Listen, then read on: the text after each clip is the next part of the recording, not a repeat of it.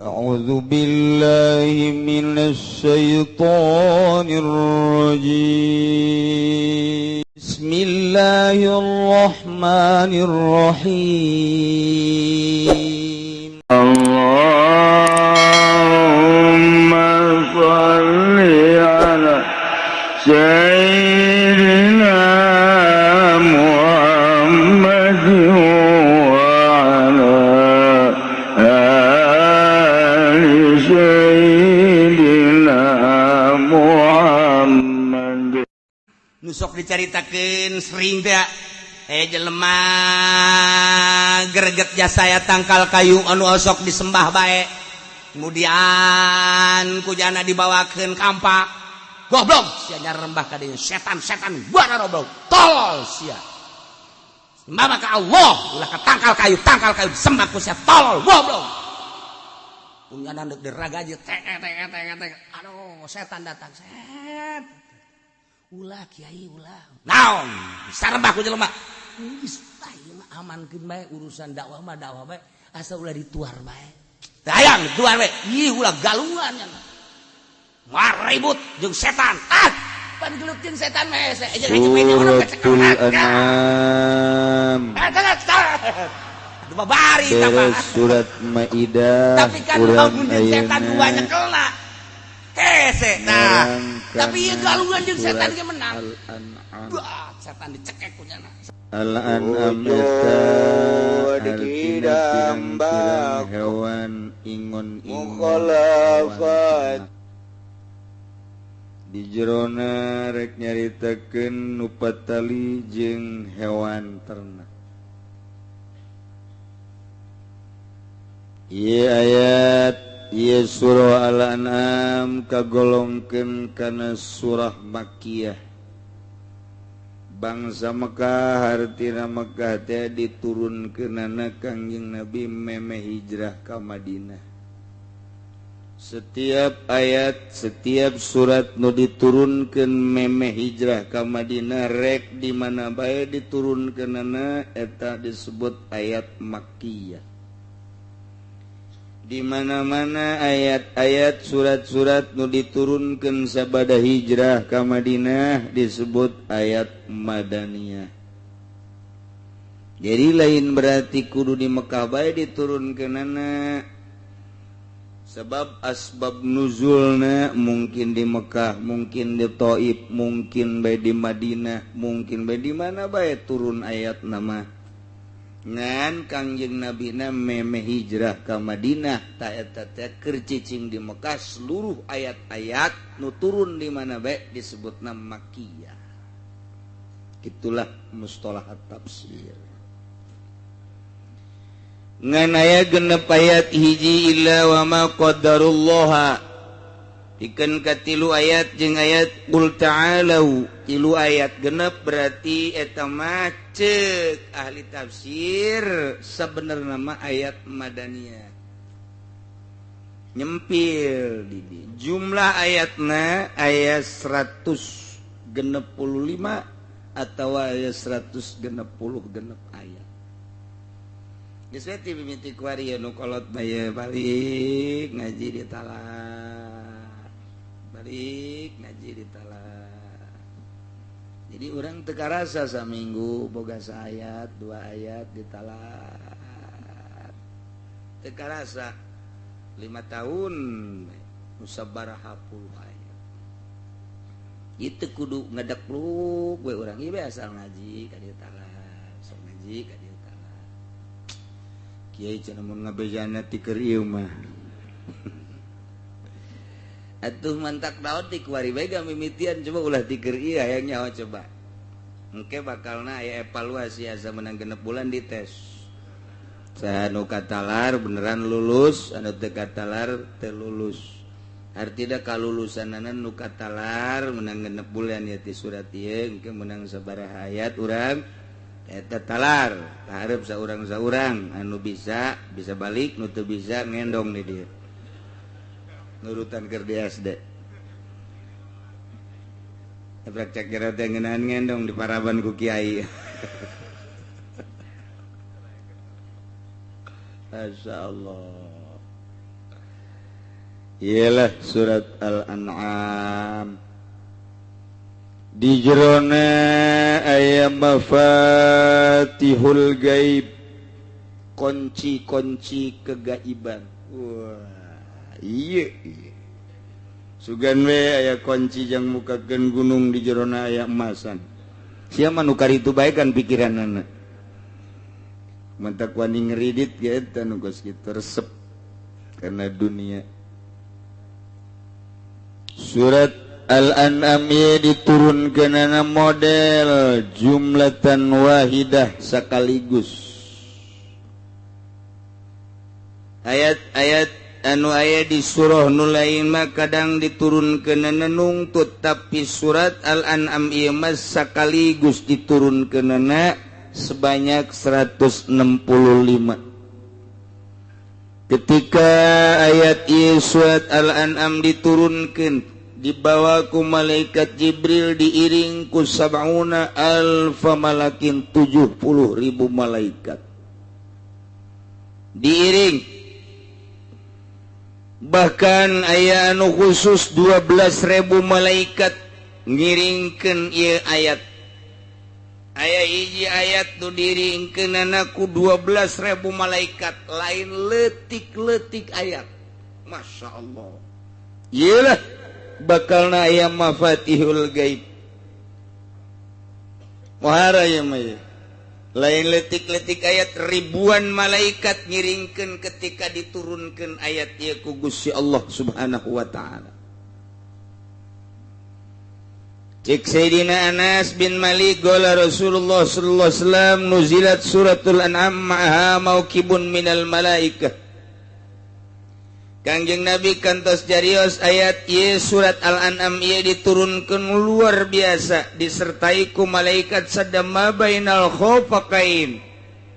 Katutup ieu langit katutup ku malaikat lantaran ayat ieu surat Al-An'am ieu turun. Jadinya menghargai menghormati karena surat Al-An'am ieu sehingga malaikat nutup pajajahan langit. Masya Allah. Muhara pasti memanjur jasa pun pakai pelet kajian hukum ada. Muhara lantaran nimai. Ya Allah.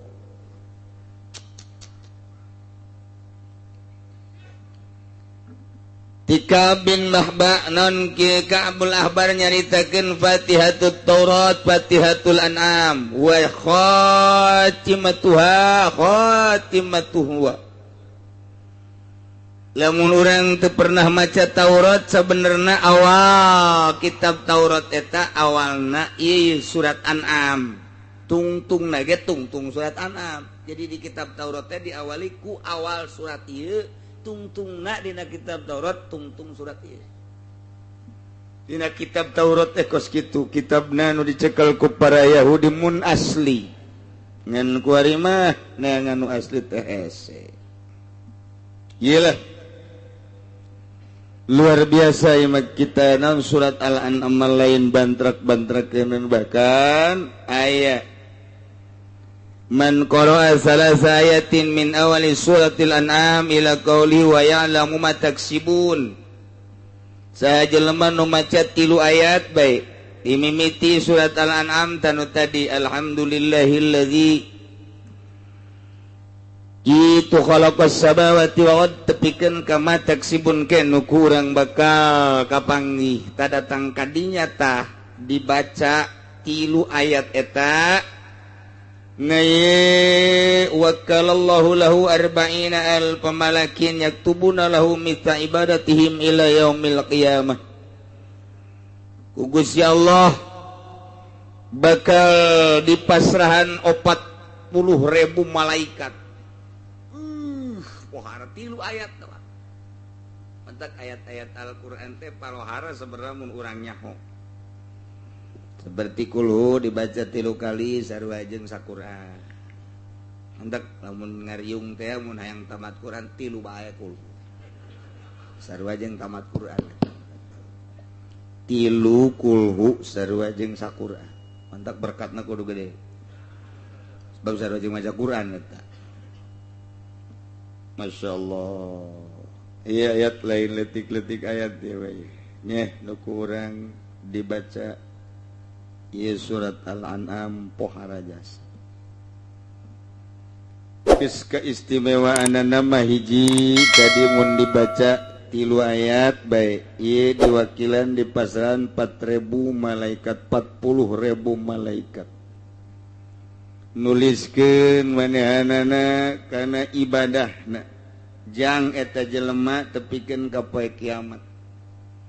Jadi nu 40.000 malaikat mah nuliskeun ibadah terus datang ka poe kiamat. Wah, ieu mah jaminanna ge sorga bae geus 3 ayat mentak mulah ditinggalkeun nu 3 ayat ieu.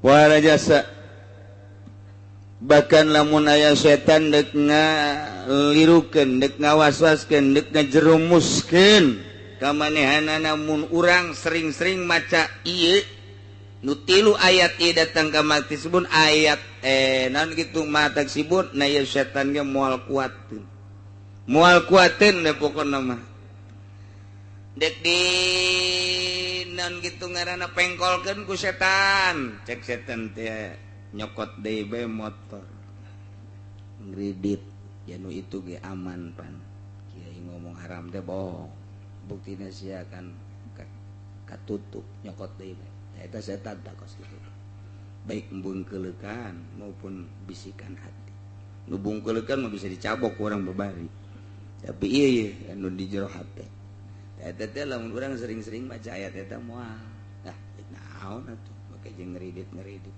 mun boga duit memeuli malah-malah sapira dunia tuh eta bisa kos kitu tah ieu lumayan ye berarti ieu ayat pohara ye jadi berarti jang niiskeun hate jang supaya ulah kagoda ku setan ikan urang setan ieu ampun jasa ieu mun kadeuleu mun loba jasa nu gelut jeung setan kelantaran setan teu kadeuleu jadi urang teh tenang-tenang bae setan teu kadeuleu jadi tenang-tenang mun setan kadeuleu meureun wah di sisi jalan nu gelut jeung setan loba jasa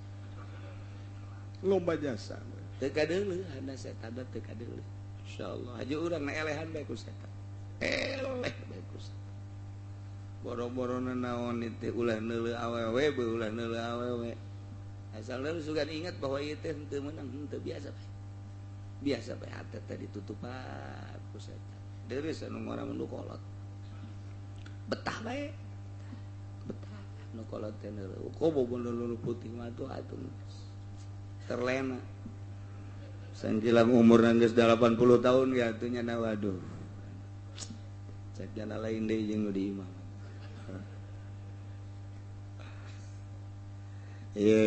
surat Al-An'am Bismillahirrahmanirrahim Alhamdulillahilladzi khalaqas samawati wal ard wa ja'ala dhulumati wan nur thumma alladhina kafaru bi rabbihim ya'dilun wallahu a'lamu bimuradi alhamdulillah sadaya puji lillahi tertentu ka Gusti Allah mun urang ngabahas make bahasa alat mah atuh babari alhamdulillah teh bisa dijadikeun lil istighra kulul hamdi atawa lil jinsi jinsul hamdi atawa lil ahdi alhamdul ma'hud fi dhihni nu jelas masa kabeh puji berarti mun ngabahasakeun sakabeh puji-puji teh loba namun cek ahli usul mah lain kitu alhamdulillah teh mufrad mu'arrafun isi mufrad ditendenan alif lam itu teh yufidul umum geus al mufrad al mu'arraf yufidul umum mufrad mu'arraf eta maedahkeun kana umum geus nyamun nyaritakeun umum berarti loba geus sakabeh puji bahasana jenis puji bahasana loba berarti tinggal aya sabaraha ternyata aya 4 aya puji qadim alal hadis mujina Gusti Allah ka makhlukna kos puji Allah ka Kangjeng Nabi Ayub innahu awwab Kangjeng Nabi Ayub mah langsung dipuji ku Gusti Allah lantarannya nama diberi penyakit nu sakitu poharana ge teu pernah nyebut aduh acan. Teu pernah Kangjeng Nabi. Biasa bae. Biti borok, sanggeusna borok terus aya bilatungan beak awak aku bilatung bau. Cobaan teh kira-kira ka Rasul ngakos kitu bae. Apa pernah nyebut adun teu? Doang itu pernah. Doang teu pernah. Allah bae Allah. Ngan hiji doang ketika aya bilatung nu endek kaletah usul ka Gusti. Ampura Gusti. Lain abdi embung dicoba ku Gusti bilatung datang ka letangan mun letak kena bilatung abdi teu bisa nyebut ngaran Tuhan sakitu bae. Nya mah usul teh sakitu bae. Urang mah kakarak lihat satik.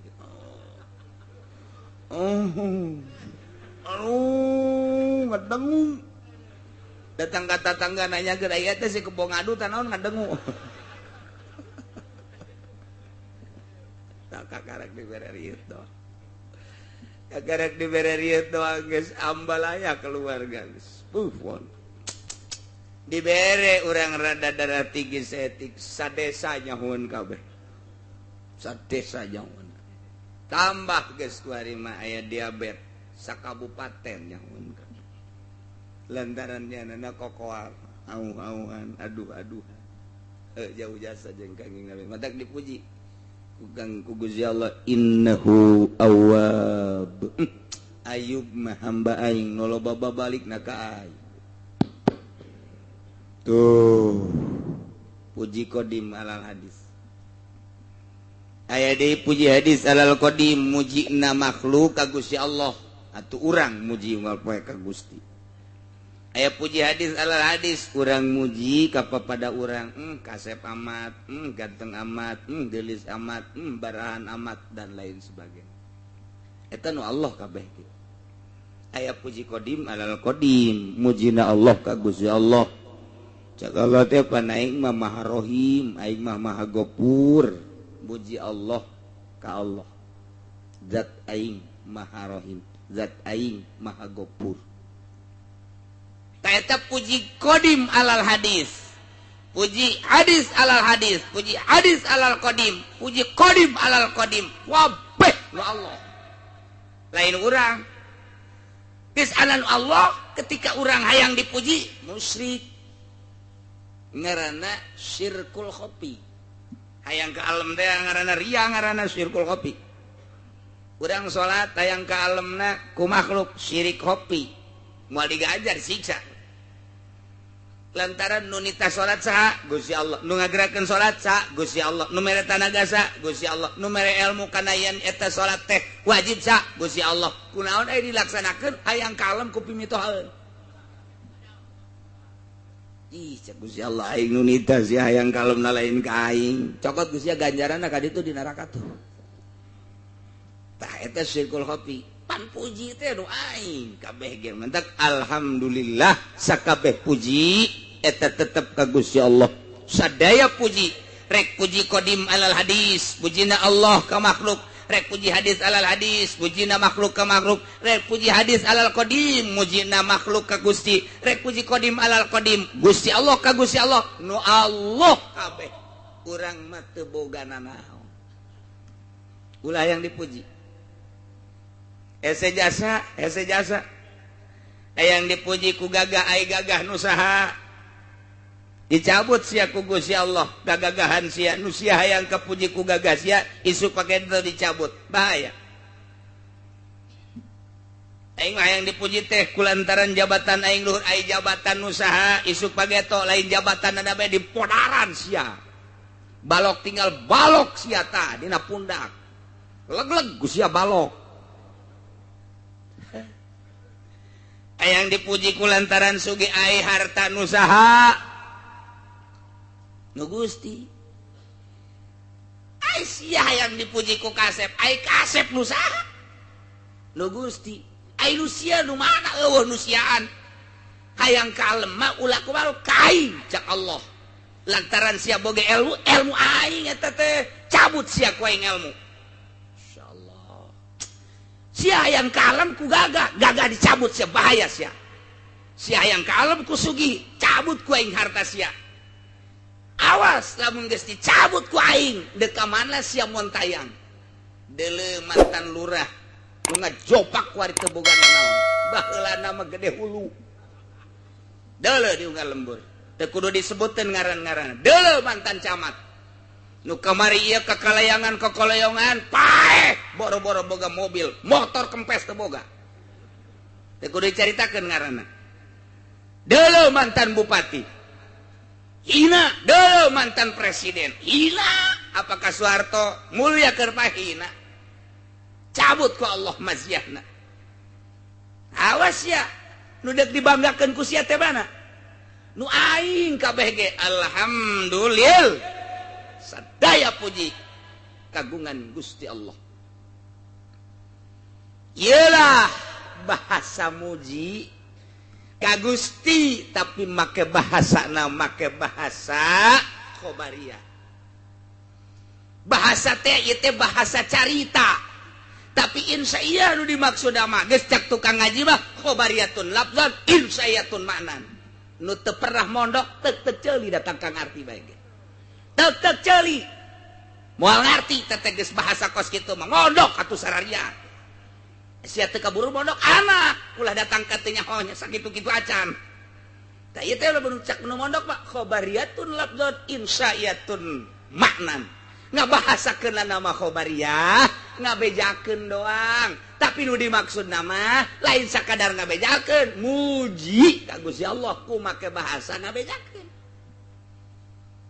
indah jasa takos kitu teh indah jasa mantak santri masal geus pangikos kieu masyaallah seuri bae nya mah mantak siga de besi aya kiai nu di imahna seuri bae stres lamun keur ngutak-atik masalah emang teu senyum kiai atau senyum kieu bengeuna dikutak-atik ku nya make alat oh iya aja make ilmu ma'ani waduh teu bilaga bener dimantekan dan mantek urang ge nurutan di ka dieu bener cak babajikan naon ka teu kaharti aing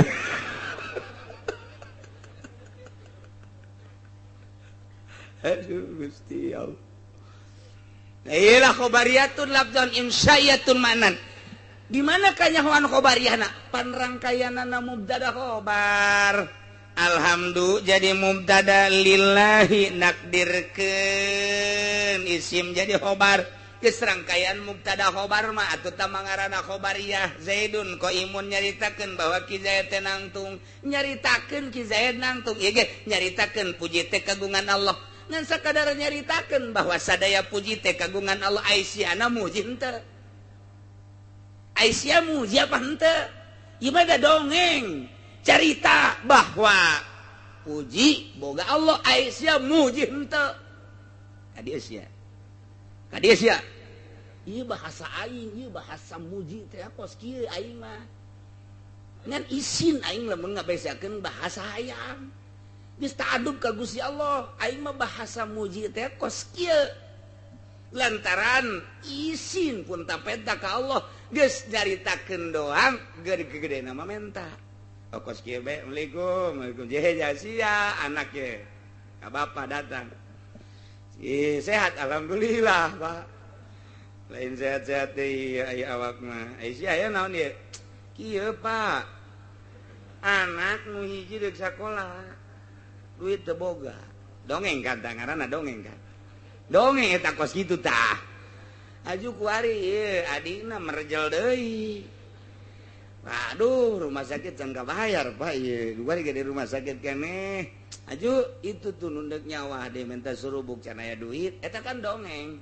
eta bapada teh geus kudu jawab mentas ya berarti ka aing lain dongeng doang eta nu dimaksudna Pak Pak oh lain kieu jadi bapana ge deui bloon kabehan panamun kieu mah oh sia dongeng kos kitu atuh heuh Pak atuh geus dongengkeun bae di hareupeun aing ku sia itu bapak da goblok anakna atuh eta mah kos kitu teh teu nyaho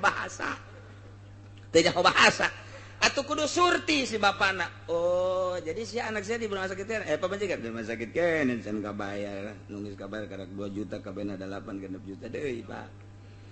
Juk, atuh nih muriang deh tata kakana nih orok. Juk itu minta surubuk sakitu doang. Naon deh? Guys tungguan atuh. Tah eta bapak hebat anu kos itu. Eta bapak hebat, ketunggan bawa kakak mau mana? Ya. Datang mau martil.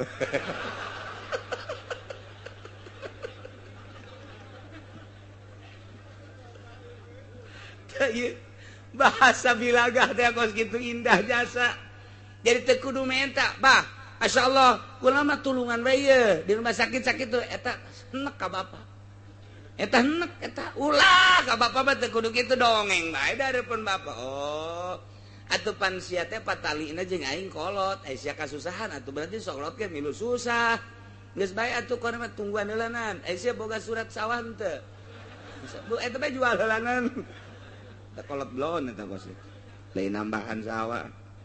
Pan kunaon itu batu nu aya bae duit abah. Lain nu aya. Aing itu hayang peperet dina salah sia sarua. Sugan bae ku sia dijual malu aku 20 juta, sia butuh 10 aing 10. Cak kolot cak anakna puyeng yang boga kolot kos ieu.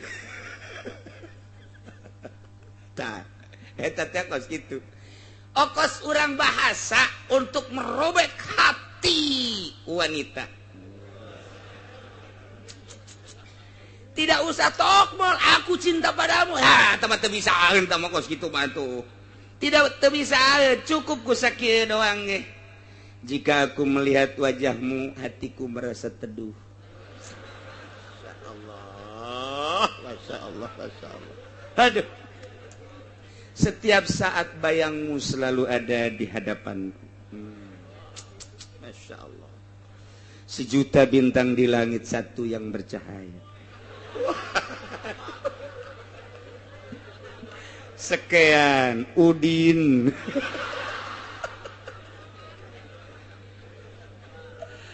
Aduh, eta awewe membaca kitu dah. Aduh. Robek hatiku sekian.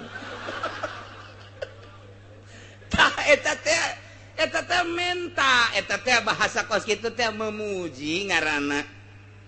Memuji ngaranna teduh hatiku jika aku melihat wajahmu. Eta teh memuji ngaranna di jerona mah berikanlah secuil cintamu. Ai siap, atuh geus pinteran sia aing mah bugunan di sia. Emang kerdongeng kerdongeng kitab ya. Iya bahasa khobariyatun lafdon insyaiyatun ma'nan panjang jadi dongeng tak ku ngaji mah jadi blak ngeunaheun. Mantap pondokeun anak. Kumaha rada aji habak.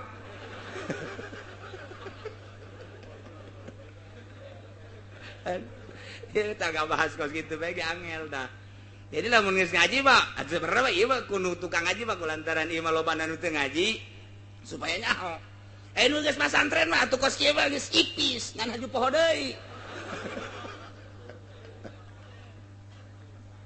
Islamun ngabahasakeun in khobariyatun lafdhan insyaiyatun ma'nan berarti make hiji kalimah lain pada aslina atuh majaz. Mulai geus tah majaz tah. Ngageserkeun kalimah tina makna hakiki kana makna majazi per kalimah kuari mah per kalam pasti kadituna majazna ieu adalah tamtsiliyah atuh beda kena kadituna tuh lamun per kalimah majaz teh pasti istiarah mun teh istiarah teh majaz mursal. Oh ieu mah kan per kalam rangkaian mubtada khobar rangkaian syarat jeung jawab rangkaian dan lain sebagainya. Oh, jadi beda ke ngagunakeunana. Ngalaksanakeun ngan tetep majaz kos kieu teh majazuhum kalimatun ustumilat fi ghairi aslihin lau qududiyat. Qududiyat ngeunaheun. Dek pake samarqandi. Al majazu dah dereng-deng. Atuh babari mentak ngeunaheun mun urang mondok. Ieu teh maksudna mah ana unsiul hamda. Pi maksudna mah abdi teh ngabuktikeun muji ka Gusti ku bahasa carita sarua jeung kitu sarua jeung tadi anak sabenerna mah kula teh deuk menta ka bapak ku bahasa dongeng tuh jadi lamun kolotna pinter dongeng eta lain ditanggap naon deui sia naon deui tah naon deui atuh aing karunya aja kasia cakana karunya sih teu mere belakon aduh Masya Allah paling engke dijawab pujianmu dan rayuanmu luar biasa hatiku telah robek luar biasa aku pun sama seperti engkau Udin sebelum engkau mengirim surat kepadaku wajahmu telah ada di hatiku namun maaf galedek datang jeger aku telah dijodohkan oleh orang tuaku wah. Walaupun demikian tetap cintaku padamu balas deui kutunggu jandamu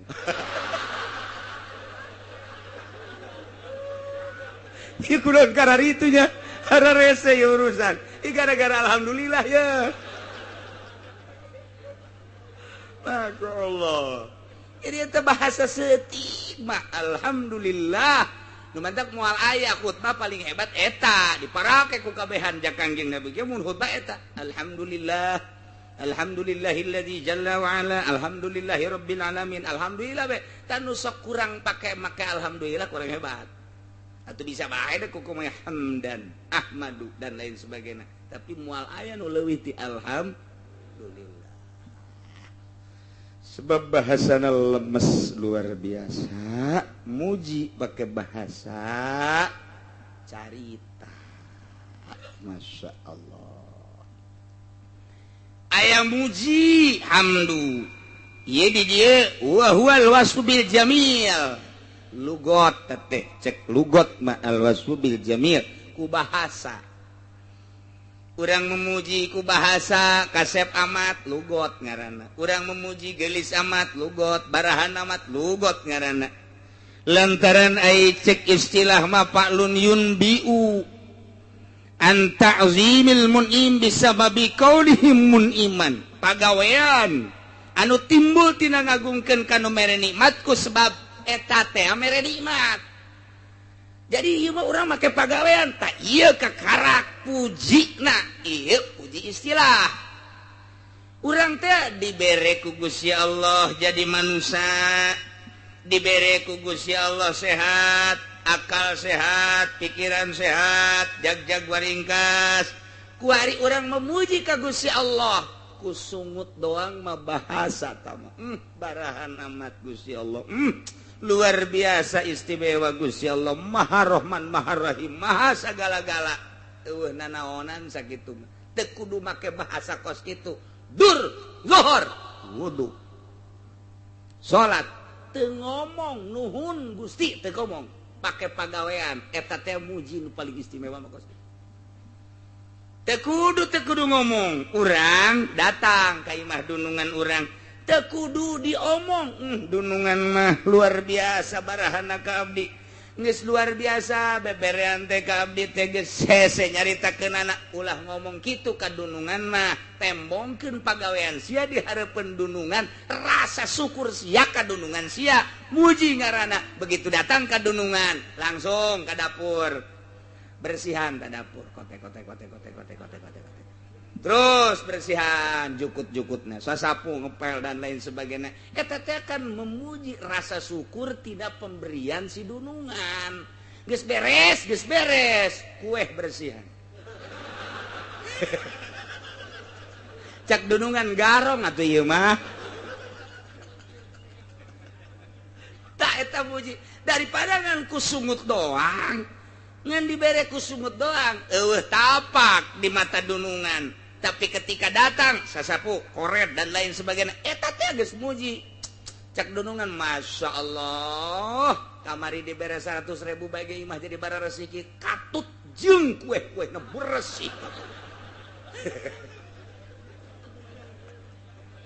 judungan mendingan mana tah ngan omong doang jukut nyemrung daripada teu ngomong maningan nu teu ngomong tapi jukut lesa maning mana atuh maning nu lesa ngan dibere omong doang jukut nyembrung tai kotok ambalaya di dapur marah racet kompak dan lain sebagainya aing dibere omongan doang tengenahin tapi begitu datang ke dunungan rarapih kabeh ieu ge urang ka Allah ngan ngomong doang Gusti Ma'al Maha Rahman Maha Rahim ai salat henteu ai puasa henteu zakat henteu blod cak Gusti aing emangna naon cak Gusti pan sia teh aing muji ka aing mah atuh parentahan aing tah Paklun yunbiu anta limit anta zimil munim ku sebabnya na mere nikmat ka urang lakukeun puji ka Gusti Allah salat puasa zakat dan lain sebagainya puji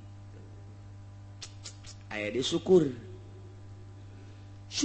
mah syukur bahasa urang terima kasih cak Gusti Allah malam yaskurin nas lam yaskurillah jelema nu teu syukuran ka manusia teu syukur ka Allah jadi urang bersyukur teh kudu ka jelema heula eta teh sarua jeung ka Allah urang keur cicing bae poe Minggu hujan gede jol bae jelema poe cicing bae teu ka mana henteu tah teu ka mana uka yang dibere ku Haji Samsur 2 bungkus aboh molotot bae teu kicep-kicep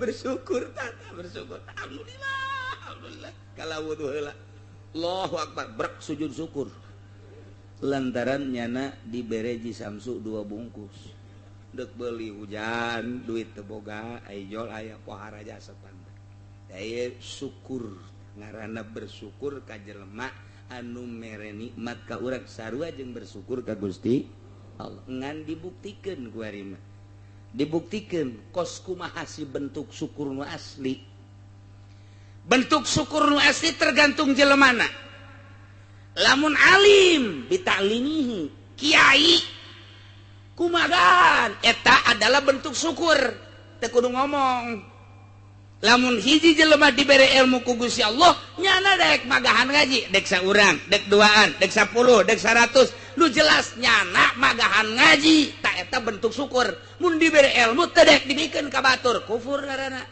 lantaran aya nikmat pemberian ti Allah teu daek dibikeun ka batur kufur nikmat dibere ilmu ku nyana ku Gusti Allah tapi teu daek dikembangkeun ilmuna geus alim bitaklimihi lamun aya kiai daek magahan ngaji eta ngaranna bentuk syukur geus syukur teh eta ka murid alhamdulillah aing aya sia ngabaturan aing ngaji aing bisa nyodakohkeun ilmu ka sia eta ka jelema tah bersyukur ka santri bersyukur ka jelema nu daek ngahadiran hakikatna mah eta teh syukur ka Gusti Allah geus eta kudu diomongkeun Gusti Allah bersyukur ka dinya teh sarua jeung ka Allah malam yaskurin nas lam yaskurillah jelema teh syukur ka manusia teh syukur ka Gusti Allah bentuk syukurna mun dibere ilmu pagahkeun nah santri ngan 3 bae mingguan teu jauh ti 5 kitu ge mun teu hujan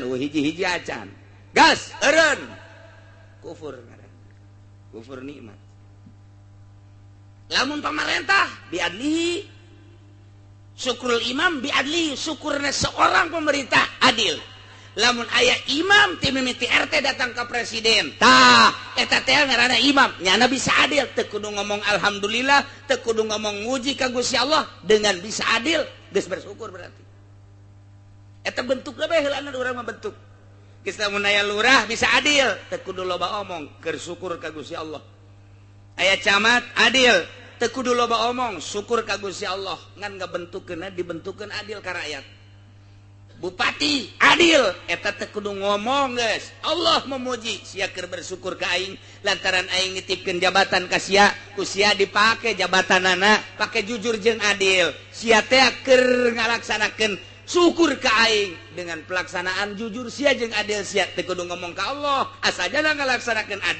adilna imam syukur berarti ka Gusti Allah lamun nu sugih bisa dakotihi lamun aya jelema sugih bisa sedekah teu kudu ngomong eta adalah bentuk syukur ka Gusti Allah lantaran mun teu boga nya teu bisa sedekah nah kuari dengan sedekahna berarti keur bentuk syukur ka Gusti teu kudu ngomong-ngomong ka Allah geus henteu kudu asal aya pake miskin tah asal anu butuh tah eta teh geus berarti syukuran ka Gusti Allah sanajan hatena poho ka Gusti Allah nyana keur ngalaksanakeun syukur ka Gusti Allah.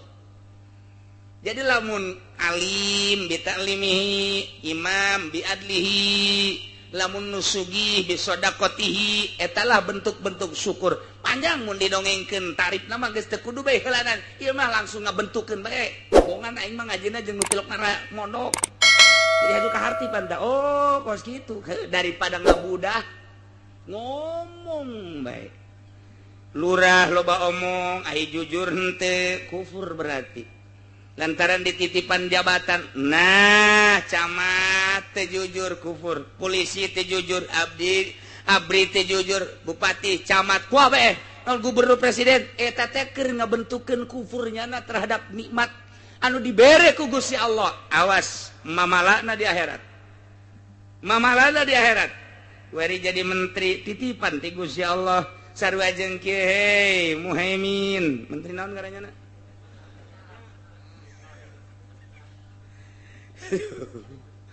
Atau ini nama menteri gitu agama sangat menteri agama. Oh, si Surya bener dan itu si budak. Acak-acakan sana agama ini di dunia. Aduh. Surya cak bos ya Allah. Dharma 2 Ali tiluan berarti.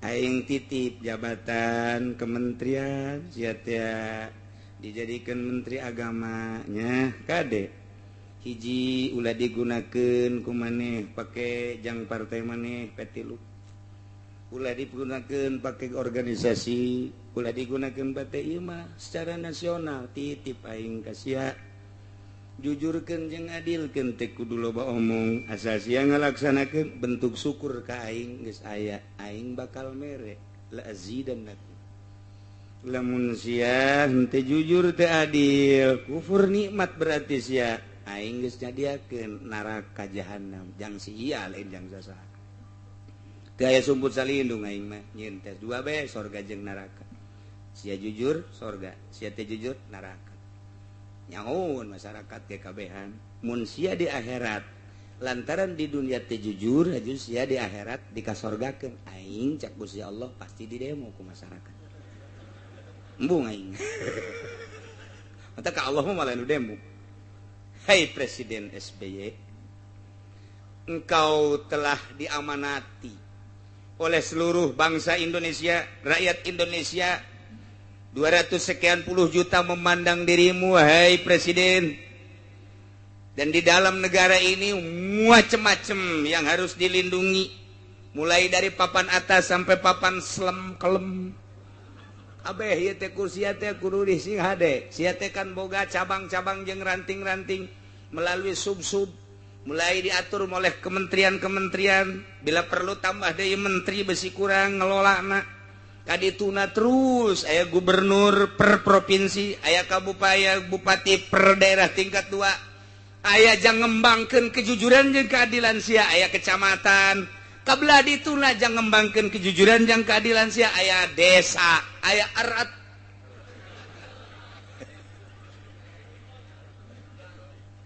Tah. Sok laksanakan ku sia kade titipan ieu teh presiden teh sia jujur sia adil aingnya diakeun sorga, sia teh jujur sia teh adil aingnya diakeun neraka. Sakitu bae andai kata masyarakat ku aing ditanya jujur henteu cak masyarakat henteu ku aing moal dikasorgakeun sia. Aing teh deuk nanya padahal aing nyaho aing bepan pangeran tapi tetap saksi mata. Tah ieu nu bakal ditanya lamun sia teh jujur SBY, hai ku aing dikasorgakeun, aing di demo. Jore amat pangeran Allah di demo. Ku si Alek, ku si Udin, Jepri. Itu bagus. Nu mantak moal aya be. Amal nu henteu dibales.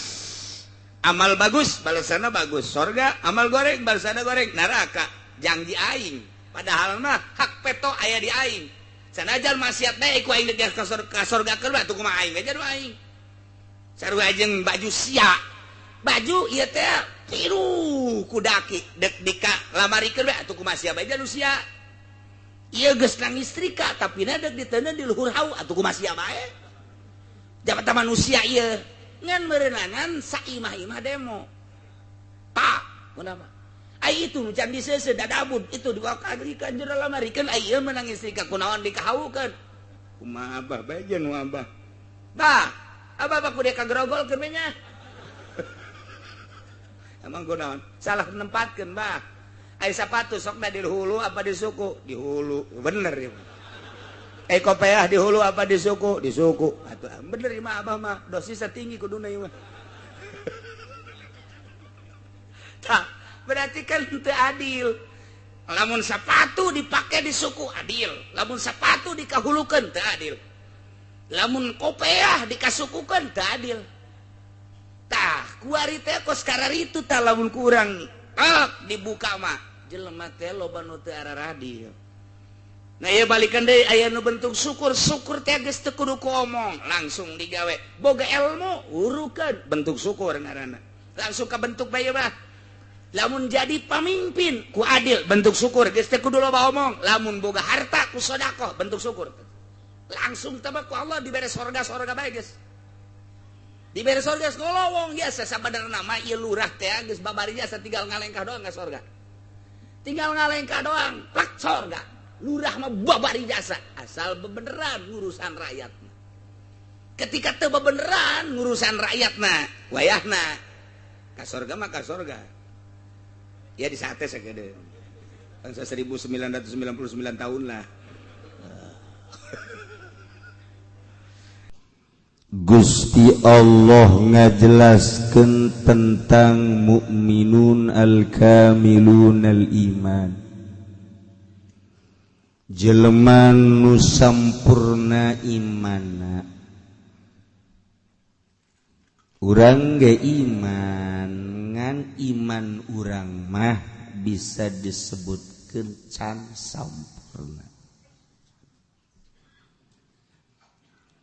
sebab iman nu sampurna mah ieu bagian anu patali jeung batin tilu bagian nu patali jeung zahir 2 5 lamun geus kasifatan kunu 5 ieu zahir jeung batin karat mukminna mukmin kamil lamun encan kos kieu mah encan mukmin kamil mukmin biasa bae sakumaha bahasa ti Sidina Hasan cek anjeunna lamun kula ditanya tentang iman atau iman lagi cek bae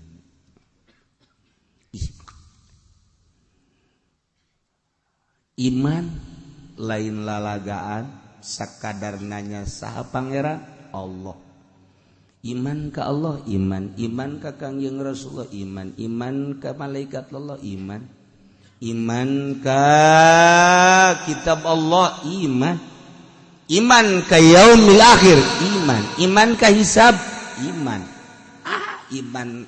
eta mah kabeh. Tapi lamun imanna ditanya tentang iman anu sampurna mukmin kamil nu patali jeung ayat innamal mu'minuna alladzina idza dzukirallahu wajilat qulubuhum wallahu a'lam masyaallah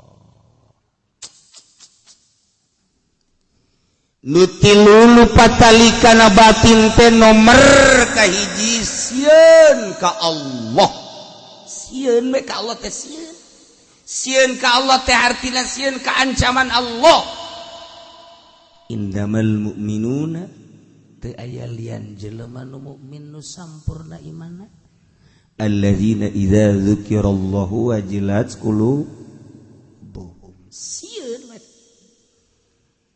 dek ngalengkah teh sieun beusi aya dina bebendu Allah dek cukal-cekal teh sieun beusi aya dina bebendu Allah dek dula-deuleu teh sieun beusi aya dina bebendu Allah dek dunga denge teh sieun beusi aya dina bebendu Allah lantaran salah denge, salah deuleu, salah kecap Allah ngancam. Sieun. Mana coba kuari samajlis nu sekarang itu. Hayu. Urang ngajakeun ngaji ge main HP, Pan. Kontreng. Geus teh sieun dibendung ku Allah. Geus teh sieun. Keluar di majelis, atuh geus mulai mata ceuli. Geus eueuh filteran urang mah berarti kan teu sieun ka Allah. Sakadar iman ka Allah, iman anu biasa lumrah awam ngaranna. Tetapi anu bener-bener ngerenyed hatena, bisi salah lengkah, salah kecap, salah denge, salah deuleu, lantaran salah deuleu, salah denge, salah kecap, Allah ngabendu. Kulantaran embung biasa dibendu ku Allah, wajilat qulubuhum, sieun ka Allah mana jelemana. Iyalah khasyah. Nomor kedua, wa idza tuliyat 'alaihim ayatuhu zadatuhum imana. Di mana dibacakeun ayatna nambahan gede iman. Nu mantak manehana tambah gede iman teh lantaran ngadengekeun kalam Allah dengan penuh kesadaran jeung ikhlas. Nikmat. Urang lamun ngadengekeun ayat Allah aya dina sadar jeung ikhlas. Lain deui lamun urang ku Allah dibere misalna ye dibere ku Allah trek ngadengekeun nu maca Quran teh lain makhraj, lain sora. Nu kadenge ku urang teh kok ngeunaheun. Jeung kadengena teh okos lain dikuceuli kumaha bae kadenge. Eta kos kitu mah geus hese nyaritakeunna sebab tama perasaan-perasaan jelema anu dibere ku Allah. Hanya jelema-jelema nu dibere ku Allah eta lah nu bisa nyaritakeun ge sekedar nyaritakeun ge ala kadar sebab moal kahartieun. Sebab nyaritakeun tentang urusan karomah eta teh bingung neuk nyaritakeunana ge. Moal daekeun nya nyaritakeun sebab moal kaharti. Jeung moal aya nu bisa nyaritakeun lamun jelema nu encan dibere. Sekan kos kitu. Moal bisa nyaritakeun tentang Allah lamun lain ahli Allah. Ahli Allah moal bisa nyaritakeun embungeun nyaritakeun tentang Allah anu aslina. Sebab naon? Sebab moal kaharti. Hartina asli teh hakikat hese. Nah, ieu keur carita dibere geus ku Allah. Sekali-kali waktu dibere tek ngadengekeun batur. Ya Allah, lain makhraj nu ngeunah teh, lain suara. Jeung kadengena ge lain ku ceuli ngeunaheun perasaan. Eta nu disebut zadathum imana. Geus eta mah deuk salah ge tah deuk salah makhrajna, suara jorek geus lain ukuran sora, lain ukuran makhraj. Mun nu macana ikhlas nyambung. Urang boga kasadaran jeung keur ikhlas. Eueuh muatan-muatan di diri urang. Eueuh naon hiji be Allah. Ngan eta datang ka dinya teh kapan eta mah lain pagawean memeh dahar tah mah. Hayang naonan di jero hate. Pertanyakeun ku diri urang, "Hei awak, ari sia sieun karesep sia naon? Karesep sia naon? Anu ngaganggu sia naon?" Pertanyakeun ku urang ka diri urang, tafakur ngaranna. Engke aya suara-suara bila sautin wala harfin anu notogan ka jero hate urang tentang ayat-ayat Allah Subhanahu wa taala. Nah, lamun geus kos kitu kakarak. Jelema teh asal maca ayat, sanajan saayat ngeunaheun perasaan nikmat zadatsum iman. Ngeunaheun sebab ikhlas. Geus kadengena ge geus lain ku ceuli, lain makhraj, lain suara. Eta mah geus hese nyaritakeunana eta mun kos kitu mah. Hese nyaritakeunana hanya nyana jeung Allah bae eta mah geus. Ngan aya seperti kos kitulah. Aya seperti kos kitulah mun kurang dijelaskeun mah meureun sabulu-bulu eta ayat karasa. Nah eta teh kos kitu kakarak wa iza tuliyat 'alaihim ayatu zadatsum imana tambah iman. Sebab nyana ngarasakeun. Urang makan kuari teh lamun ditanya, "Kumaha eta bagus?" Jeung muamar gedeg. gedeg 12 tos-tosan temen itu itu mah teu bagus mun suara Haji Pendi eta kudu digunggura make pentil kadu set urang nu kadenge gitu kumaha makhrajna Muammar jeung Danang Qasim kumaha makhrajna Muammar jeung Humaydi kumaha makhrajna kitu si itu teh tuh nu urang seberang teh sangaranna karata Darwin si Darwin urang mah palingnya ngabundang banding kos kitu bae selama urang encan dibere mah ku Allah kitu bae tapi lamun urang diikhlaskeun hate urang disadarkeun sadar-sadarna urang nyadarkeun diri ulah aya nanaonan di jero hate urang sabada ditafakuran jeung dimujahadahan kurang pertanyakeun naon sia kahayang sia naon karesep sia dipeka karido tah henteu ku Gusti Allah resepeun tah henteu ku sia kahalangan si ku macam-macam nu kos kararitu hirup sia teh deuk ka mana jadi ka Allah kuari sia hirup sia rugi amat kok kahalangan ku baju kok kahalangan ku kitu sendal kok kahalangan ku macam-macam nanaonan setelah kurang dipicinan Allah mere sadar ikhlas anu luar biasa ulah urang nu maca batur nu maca bakal akur jeung urang nu maca urang maca moal daekeun kenceng macana ge moal daekeun kenceng teh moal daekeun gancang moal sadunya moal tah mah jelema lamun geus dibere kos kitu teh tek we moal aya nu gancang maca Quran a'udzubillahi minasyaitonir rajim nginaheun teh nginaheun karasana nyana maca penting biasana bismillahirrahmanirrahim geus teu kuat ku ngeunaheun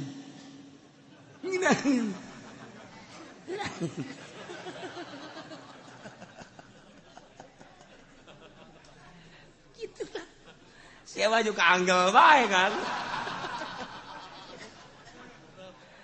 beda dah paling indah mah malah ngadengekeun batur teh ngeunaheun lamun aya batur nu maca masyaallah sebab urang teu sanggup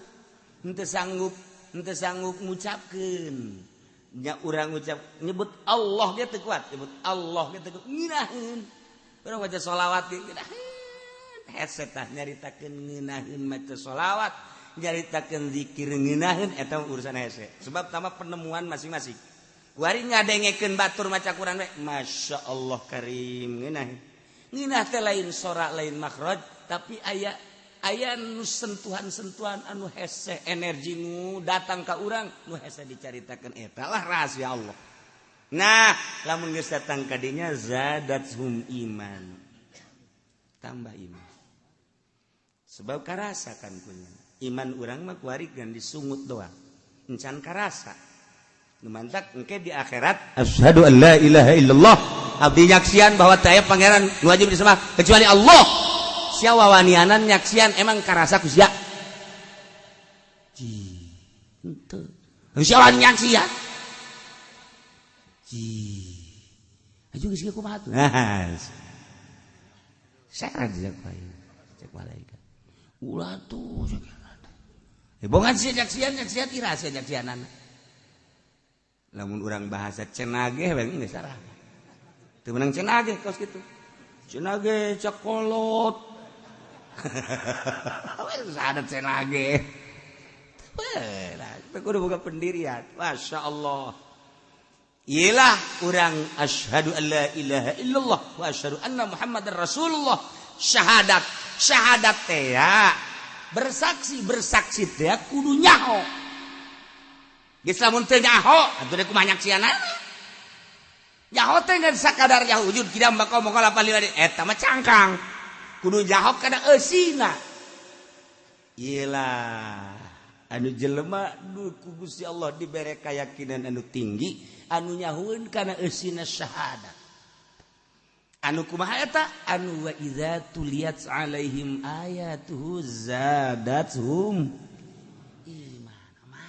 jelema nu ikhlas kuari ikhlas jeung sadar maca Quran ngadengu ge jaya maksud teh saudara-saudara sekalian unggal peutingnya na di kampung ka kampung eta ge aya muatan kan pos kitu. Hayu lamun ikhlas zadatuhum iman. Nomor katilu wa ala rabbihim yatawakkalun. Tawakal pasrah ka Gusti Allah.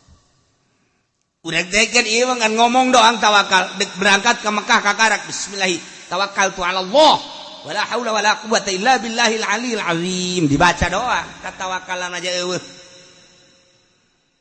Artina tawakal teh segala rupa nyanggakeun pasrah sadaya-daya ka Gusti Allah ngaran tawakal. Eueuh anu diharap kecuali Allah. Eueuh anu diandal kecuali Allah. Harapan jeung andelan teh ka Allah bae. Bisa teh lamun bener-bener tawakal ka Allah moal mawa duit, moal mawa bekal hiji bae Allah. Mana kuarin aya? Mah aya. Ngaji ge ka dia mau bekal. Urang tawakal tu Allah. Hanya orang-orang anu dibere katawakalan anu tinggi lah. Jelema anu tawakalna anu benar-benar di makom tawakul wali Allah. Ngan atunya nama ngeunaheun ieu. Urang mah kan lantaran can boga makom, ieu ka Surabaya, beak duit, otomatis kan urang nginjem. Ngajual nu aya atau nginjem. Ari nya nama lantaran geus aya dina makom tawakul, datanglah ke Surabaya. Surabaya haji dek balik ka dieu, eueuh duit, eueuh bekal, eueuh naon. Atau kan nama bisa peureum bae atau bisa dangdaunan cekel fah. Datang ka Tangerangkeun, fat jadi duit. Atawa geus teh kitu, langsung bae nya nama peureum, set hayang datang ka Tangerang atuh datang. Dia tuh cenah urang ge tawakal kitu mah bisa. Lain tawakal kitu bisa sia ngarah tawakalna heulan heseng. Kikituan mah babari. Urang ya temen gitu macam bisa tawakal lain gitu ngomongna salah ya. Tawakal lah heula. Ulah ngomong aing tawakal kitu mah tuh bisa lain kitu. Aing hese ngomongna ye. Atuh makanan dibere kitu ge teh geus tawakal teh. Ki Ahmad ka Surabaya. Hiji kumpul jeung Bung Karno jeung sabab balik ka dieu. Duaan nya dek balikan naik kereta. Dek saurang teh dek naik naon mobil apa kereta? Mana jeung balik kareta? Oh, sakena. Ini eueuh kieu kunaon? Gampang nyokot ditangkal ka donglong teh. Bacaan fut jadilah duit. Jang sakadar ti Surabaya ka dieu teh ka Jakarta aya duit. Wah, lamun Haji Pendi kos kitu mal dagang karung. Atuh geus dangdaunan di rorodan punyana.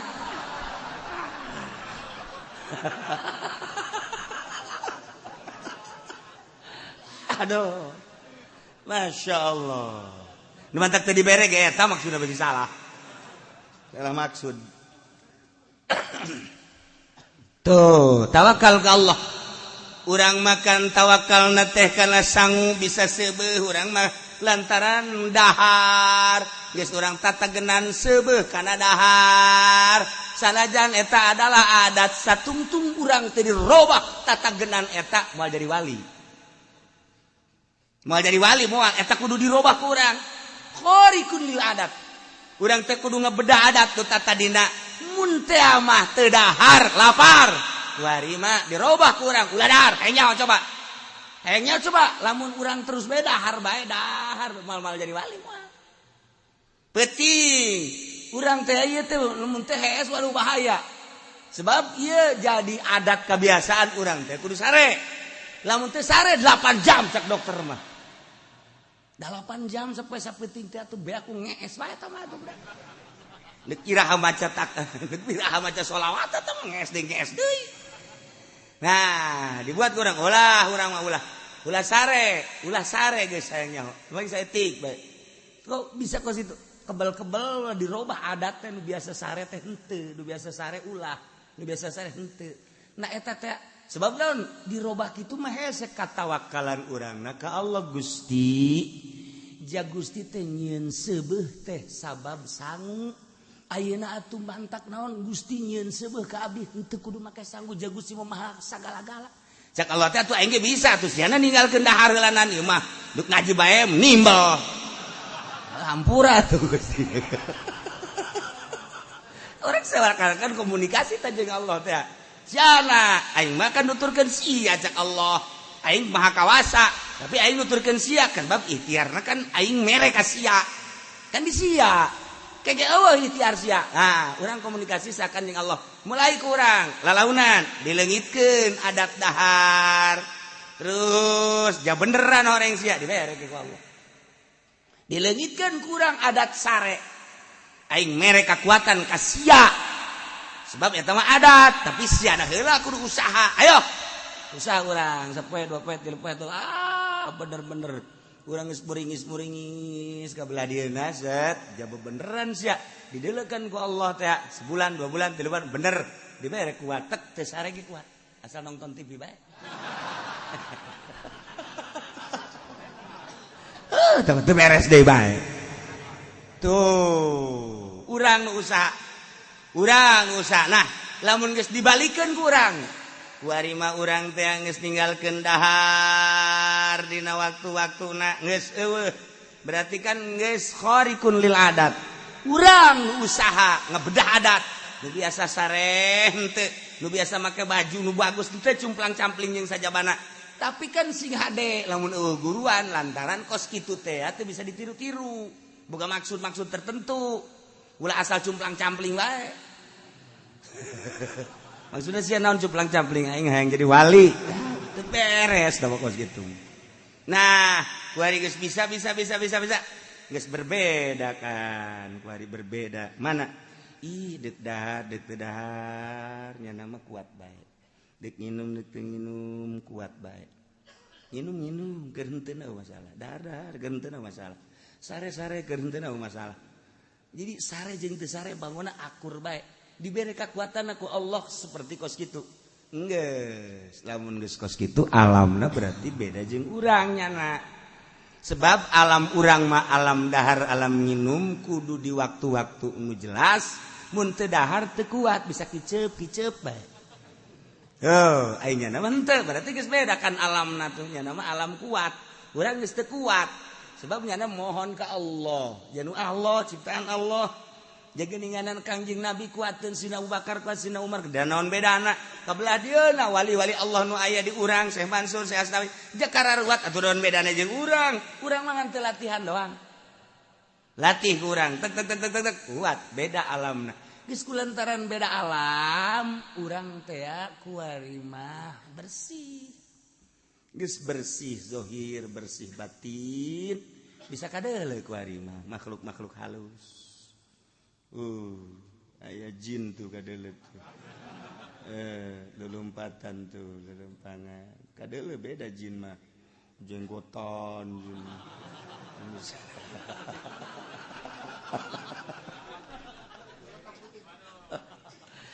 Bisa kapanggih jeung makhluk-makhluk halus, bisa jeung arwah-arwah.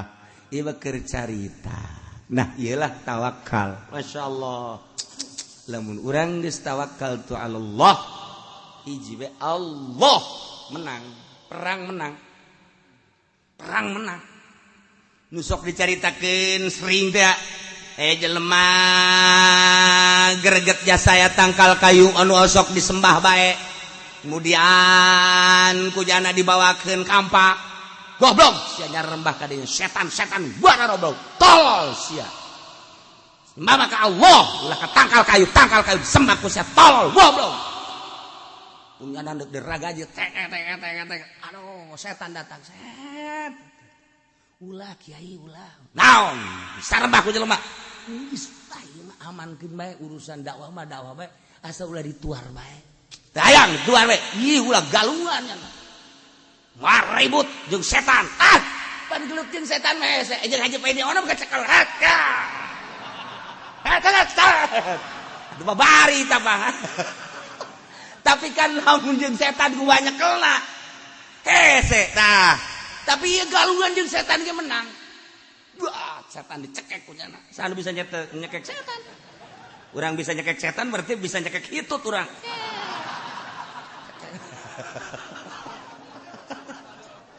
Dicekek setan. Ampun, jeung setan ampun. Sia, ampun. Geus kieu bae jeung setan amankeun gula. Ayo. Geus gula mah geus pokona mah amankeun. Hitungan ke dibere bonus, dihanapeun anggel ke cokot duit sapoe 5 dirham sakitu bae geus. Bener sia, bener sia ya. Bener, kula mah moal jalir tiang ieu moal kula mah ulah dipaehan. Geus aman atuh awas ya nya. Lamun eueuh duit 5 dirham cekek ke kuaing. Beres. Di dulu bener isu nggak aya aja, bener ieu setan. Sapoe 2 poe 3 poe 4 poe kali 5 poe eueuh.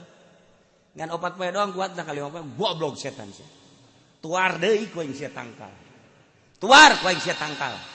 Bawakeun ragaji deui. Kongseng goblok sia. Di sembahan bae tuar sia ku aing. Datang deui setan. Ulah dituar. Kajian kuku mah dakwah ulah dituar. Teu bisa. Bohongan. Jalir janji sia aing. Naon? 5 dirham mana? Oh, ulah dituar, ulah gelut teuh jeung setan, gelut. Wah, gelut. Eleh kiai. Kiai eleh. Waduh, anu tatadina jotosanana mantap teh. Cek. Bari geus bisa ngajotos kiai.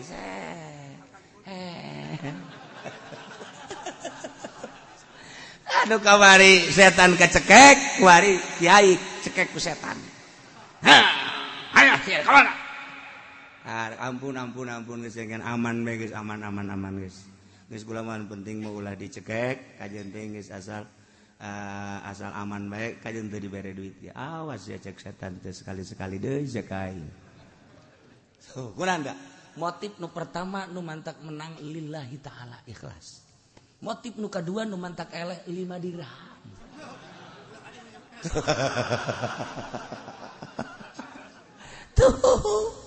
Etalah sebagai contoh terus-terusan ka ditu lagi.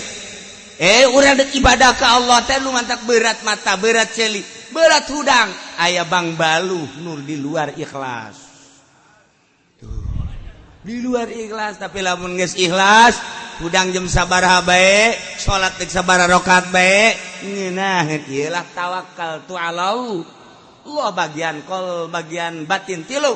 Nomor kahiji khosyah, nomor kedua ikhlas, nomor katilu tawakkaltu ala Allah. Bagian anu zahir 2 ieu. Alladzina yuqimuna shalah.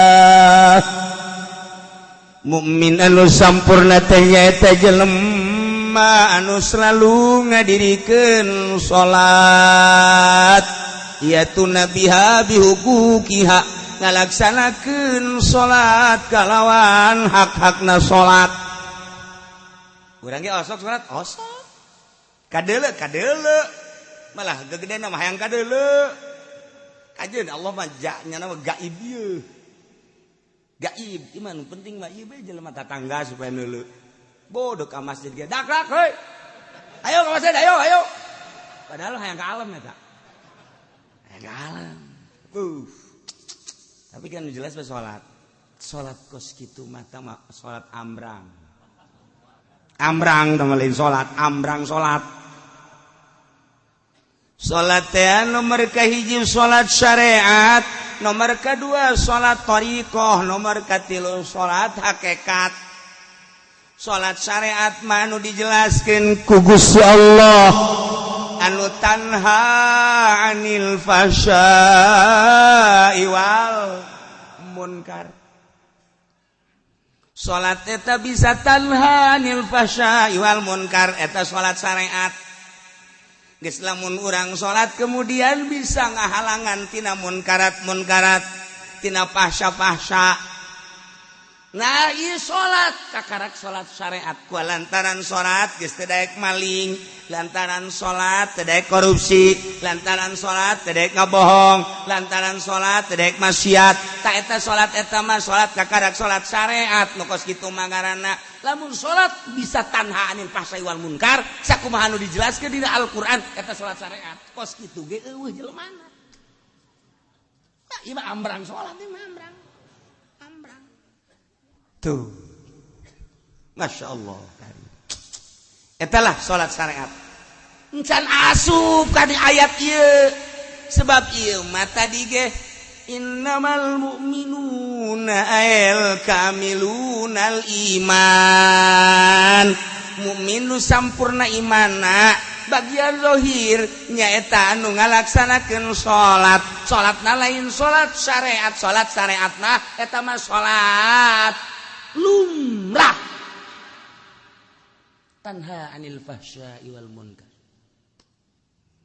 salat aya deui salat teh salat thariqah mah kuari geus mulai make perasaan salat yatuna biha bihuquqiha ngalaksanakeun salat kalawan hak-hakna salat kita tadi teh hak salat teh syarat jeung rukunna dilaksanakeun anu engke ka dituna teh bakal tanha anil fahsya'i wal munkar kuari mah make perasaan salat eta ngahadirkeun rasa neuleuh ka Allah ngahadirkeun rasa dideuleukeun ku Allah ngahadirkeun rasa ngadenge ka Allah dihadirkeun rasa didengekeun ku Gusti Allah nu jelas mah ngahadirkeun kudrat iradat Allah jeung hayat jeung samakna urang teh setiap gerak moal kaluar tina kudrat iradat Allah geus saturang nangtung urang teh kudrat iradat Allah ruku urang kudrat iradat Allah tidak urang kudrat iradat Allah sujud urang kudrat iradat Allah tapi eta kudrat iradat Allah teh karasa ku urang dihadirkeun ku urang kudrat iradat Allah geus liwat tina tanha anil fahsya'i wal munkar kuari mah geus dihadirkeun kudrat iradat apa aya anu robah di luar kudrat iradat mal aya apa aya nu cicing di luar kudrat iradat Allah mal aya berarti pada hakikatna kabeh robah jeung cicing langit bumi kabeh saantero teu kaluar tidak kudrat iradat Allah. Nah, kulantaran ieu teh kudrat iradat Allah, urang teh kuarikeun salat. Aya dina kudrat dikudratkeun jeung diiradatkeun ku Allah salat. Gusti. Loba nu gagah. Gusti loba nu sugih. Gusti loba nu harebat nu palinter tapi teh dikudrat diiradatkeun ku Gusti salat. Abdi mah ieu masyaallah sakieu ayana, beuki rendah, beuki tawadu. Tapi bagi karasa kudrat iradat Allah. Iyalah kudrat iradat Allah. Allahu Akbar urang ngucap Allahu Akbar teh apakah lain kudrat iradat Allah atau kudrat iradat Allah? Begitu orang Allahu Akbar kabir apakah lain kudrat iradat Allah atau kudrat iradat Allah? Allahu Akbar kabir alhamdulillah kasih. Tah terus begitu orang ruku Allahu Akbar apakah lain kudrat iradat Allah atau kudrat iradat Allah? Urang itidal Allah sami Allahu liman hamidah apakah lain kudrat iradat atau kudrat iradat lamun kudrat iradat Allah teh atuh berarti Allah jamual aya nu kaluar sifat tina zat atuh lamun sifat kaluar tina zat mah atuh bisa acak-acakan kudrat iradat Allah sifat Allah berarti urang karasa kudrat iradat Allah atuh karasa Allah na mulai lain salat biasa eta ge encan kaasup ka dieu encan kaasup innamal mu'minuna alladzina idza dzukirallahu wajadat mantak ayat ilain lalagaan Sida Hasan nyaritakeun kula lamun ditanya kumaha iman asa kadar iman mah aya dua cakna iman aya dua al iman imanani lamun iman sakadar amantu billah wa malaikati wa kutubihi wa rusulih wal yaumil akhir wa bil qadari khairi wa syarri minallahi ta'ala biasa. Tapi lamun iman nu kadua dina ayat innamal mu'minuna alladzina idza dzukirallahu wajilat qulubuhum kula ge ieu wallahu a'lam. Nah, ieu lamun kurang teu dibahaskan pajar biasa bae. Orenganan lain lalaga. Encan datang tah. Salat nu model kos kitu ge can datang atuh komo salat. Salat nu kumaha atuh? Salat anu geus eueuh iradat. Urang teh geus eueuh iradat. Jadi berarti eueuh iradat mah kos langlayangan. Langlayangan kan teu boga iradat dikenyedkeun teh kunu mentangna. Het, kenyedkeun, set, ngaler, set, ngidul, set, naik, set, turun, set. Urang seakan-akan langlayangan. Allahu Akbar teh lain urang. Ai tadi makan karasa kudrat iradat Allah. Ai kudrat iradat Allah teh kapan meureun sifat Allah. Ai sifat Allah teh meureun Allah. Aya di urang Allah teh. Wah, geus mulai ngakal nih. Tah, ieu geus sega bahasa keulana kan. Kuari mah geus aya. Tadi makan ngahadirkeun perjalanan korekat kuari geus aya. Geus eueuh. nanaon ja nu ayangan Allah dah Allahu akbar geus salat lagi nya mah geus teu aya waktuna lantaran eta geus datang ka dinya mah bakal natea zaman hiji bae beurang peuting tempat hiji bae wahdaniyah fil zaman wahdaniyah fil makan ya eta mah perputaran matahari atuh aya beurang jeung peuting ge aya beurang aya peuting tah panon poe dari ka panon poe di luhur beurang dari ka panon poe di hadap peuting ja zaman lama ieu keneh ieu keneh ya nu kurang kuari keur dicicingan teh beurang atuh panon poe na bae di luhur urang cicing we di dieu panon poe ka handap atuh urang da di dieu bae cok geura diuk bae urang di dieu datang ka isukan datang ka isukna deui nu berputer mangan panon poe doang atuh deuk naon ka babawa ku panon poe urang deuk naon ka babawa ku panon poe euy ngampi kunaon magrib ka bawa ku panon poe kan berarti ka bawa ku panon poe eta mah kos kitu mah eta mah jang budak orok eta mah kos kitu mah ibadah masih kene aya kos kituan orok lantaran eta mah ka bawa ku panon poe ka bawa ku waktu nu bantak wali mah eueuh waktuna salat teh disebut salat daim terus-terusan ya salat nya nama salat teh terus-terusan eta cenah waktu makruh ulah nyaritakeun waktu makruh nya nama geus eueuh pikiran ke mukrah makruh terus bae cenah mah salat taha lamun jelema alladzina yuqimuna shalah anu ngalaksanakeun salat terus-terusan yatuna biha bihuquqiha anu ngalaksanakeun salat kalawan hak-hakna salat geus puguh syaratna jeung rukunna wari tarik perasaan-perasaanana melalui ayat-ayat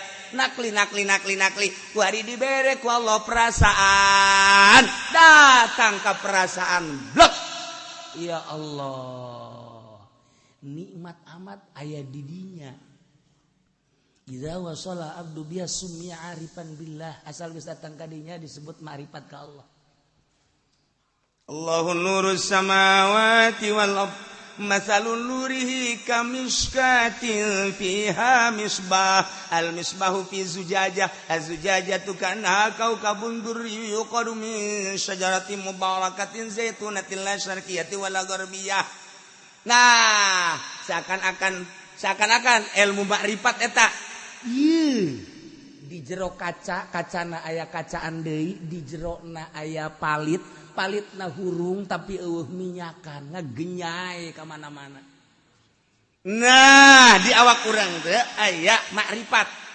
seakan-akan dibungkus ku awak teh dibungkus deui kunaon kitu ngaranna daging dibungkus aya dina kolbu teh sonu bariun sagede ke lain kolbuna di jero eta teh aya makrifatan ngagenyai ka mana-mana cek geus jana aya di dinya ngeunah nikmat geus sekeun geus ka Allah antak sok dicontokeun ari eta Syekh Khalil Bangkalan ketika nyana salat di Tuban di maguruna ketika guruna teh pas magrib nu sok dicaritakeun Allahu akbar nyana seserian bae ngajalakatak datang ka kaget guruna teh kunaon ieu budak seserian bae beres salat siapa tadi yang ketawa bejakeun eta seserian bae nyana seserian ngeganggu kamu yang gitu-gitu lantaran dicarekan bae kenapa kamu ketawa-ketawa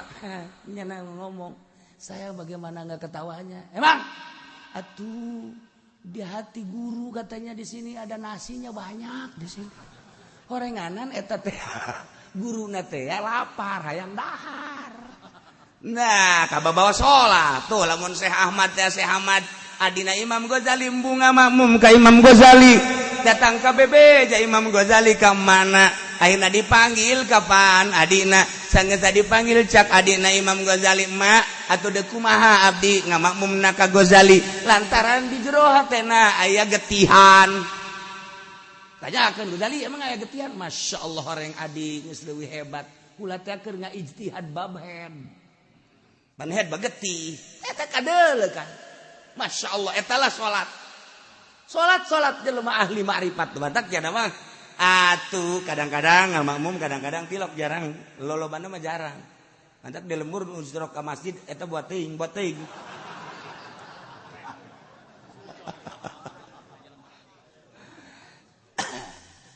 Imam Abu Yazid Al-Bustami ditanya,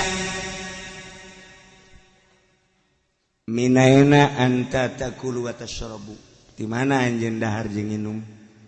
Sedengkeun anjeun mah kapan laka sabak teu usaha teu naon. Dijawab ku Imam Abu Yazid Al-Bustami, "Min haitsu yarzuquhullahul ba'udah." Di arah anu Allah ngarizkian kareungit. Afataro, apakah anjeun leuleuh kareungit? Reungit boga perusahaan? Henteu. Reungit boga sok dagang? Henteu. Reungit nyana osok kitu ngaranna kuli? Henteu. Tapi ya tadi rizkian bae ku Allah. Tah, sakumaha Allah ngarizkian kareungit sarua jeung ka kula ge ngarizkian. Teu kudu dagang, teu kudu tani, teu kudu nanaon, bakal dirizkian bae. Eta lah tawakal kula ka Gusti Allah. Masyaallah. Menang 2 poe salat ngamakmum, Allahu Akbar ngamakmum biasa, wali ge ngamakmum oh masalah kan sah ngamakmum. Urang wali kan lain wali sah sallu khalfa fajirin wa birrin, salat bareng kabeh tak tukangeun jelema anu fajir jelema anu birrin bagus sah bae oh masalah lamun kuat ngan kulantaran biasa da teu kuat urang sebab perbedaannya jauh jarang. Nyana ngamakmum biasa Allah. Beres ngamakmum. Imam nanya, Masya Allah mama. Ditanya deh min aina takulu atas sebuah kasabalat. Ai mama di mana ieu dahar jeung nginum sedengkeun teu kasaban mama. Masya Allah. Cik Imam Abu Yazid dani. Geus tungguan heula sakedeung aing deuk salat heula komo. Ke beres kodok kakarak aing ngobrol jeung sia. Teu sah salat aing. Allahu Akbar nyana salat. Beres eta imam kan kaget teu sah. Ya aing sakieu hebatna sakieu teh. Maman teu sah. Beres ditanya deui salat. Entos maman entos. Pan mama ngateu sahkeun. Ai sia ka aing nanya di mana dahar, di mana nginum. Berarti sia teh jauh ka Allah. Lamun sia teh jauh ka Allah, aing ngamakmum ka sia atuh aing mah nya ngamakmum ka jelema teh jauh ka Allah. Goblok sia. Teu sah aing salat aing. Ban urang mah ku ari teu sah kabehan salat ka situ. Imam lagi, waduh. PNS magani. Budak lamun teu boga ijazah mah teh teu dahar. Oh, tah geus. Jararo kudu dirampe sama kos kitu mah imam. Tah, Imam Abu Yazid Al-Bustami kos kitu goblok aing. Sia nanyakeun di mana dahar, di mana nginum aing teu kasab, berarti sia teu nyoka pangeran. Manya aing ngamakmum ka jelema nu teu nyoka pangeran teu sah salat aing. Kodok sia. Kan bener eta ngomong. Oh kos salah tapi bener, kos bener tapi salah. Nu jelas ba ahli Allah. Eta lah pangkat kamal. Nah jelema-jelema anu geus sampurna dina kaimananana salat bakal berbeda. Sebab naon? Moal karasa capek salatna indah jeung nikmat. Sebab lain nyana aya energi-energi anu ku Allah dibikeun dibere ka jana sehingga urang nu neuleukeun nyana nu kaget. Salat itu kumaha? Masya Allah kudu dices beureun ieu mah. Allahu Akbar. Allahu Akbar. Lainnya anu salat. Perasaanana dibawa. Geus dibawa ku perasaan-perasaan nu lain perasaan urang. Eta lah nu hese dicaritakeun. Geus tabanya nama jam sabaraha we. Peuting salat sadaek nanya Allahu Akbar eueuh kacape. Allahu Akbar biasa beurang biasa. Eueuh kacape sebab eta perasaanana lain perasaan urang kieu. Itu lamun perasaan urang nu ieu mah tuh sarua jeung urang atuh capek. Salat duha 8 rakaat bae geus mung sang mangsing. Sang mangsing guys, aing mah moal 8 poe isuk mah. Mah kunaon? Paregol. 4 lah aing isuk mah. Turun. 4 pegel keneh. 2 lah. jadi itu gak dituna sebab urang merasa ngan urang mah hayu bae terus hayu bae engke ge dibere ieu ku Allah engke ge dibere set lamun urang terus bae kan ulah ngarep-ngarep dibere eta mah rahasia Allah eta mah rahasia Allah aya nu dibere aya nu henteu anu dibere aya nu henteu ngan ketika dibere urang ge bisa kaget oh ya Allah ya Rabbi bere kuat sih dibere hampang sih dibere tenang sih dibere tentrem sih dibere plong mun dicaritakeun memeureunanan hese nyaritakeunana lantaran aya perasaan-perasaan anu di luar perasaan nu biasa iyalah jelema anu terus salatna anu salat hakikat anu salat hakikatna disebut salat daim anu geus ngarasakeun nikmatna salat jadi salat eta nginaheun sakumaha Kangjeng Nabi nyaritakeun bahwa salat eta nikmatna luar biasa